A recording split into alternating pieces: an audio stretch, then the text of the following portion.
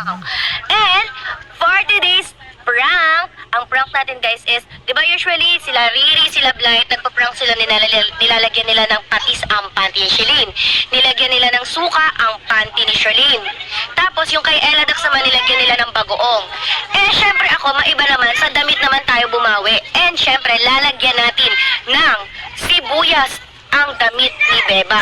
Tingnan natin kung amoy kagabi. And then titingnan natin yung mga reaksyon. Syempre, ipapakilala natin siya sa buong Manix fam. Titingnan natin yung reaksyon nila sa amoy ni Bebang. So let's go. Lagyan na natin ng sibuyas ang damit ni Bebang.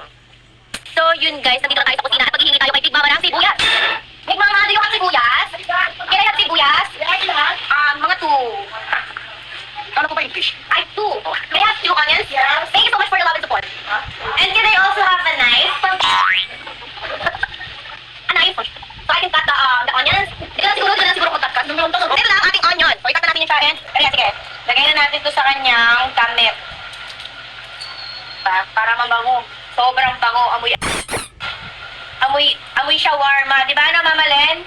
Oo. Para mag-amoy shawarma siya.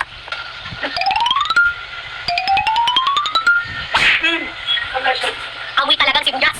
Hati-hatiin pa natin siya. Yan. Ayan guys, oh. Kitang-kita nyo naman, di ba? Nilalagyan talaga natin ng sibuyas ang damit ni Bebang. Tapos magpapakilala siya sa buong Manix fam. Tingnan natin yung reaction ng Manix fam kung anong maaamoy nila. O yun, nakita nyo guys, totoong-totoo yan ha. Yung kuskus talaga. Amoy, Big Mama, amoy mo nga, Big Mama. Amoy mo kami. Ikaw, Mama Len, amoy mo. So yun guys, ito yung damit na napili ko para ipahiram kay Bebang kasi cutesy lang to. Ayan, ay ito na si Bebang.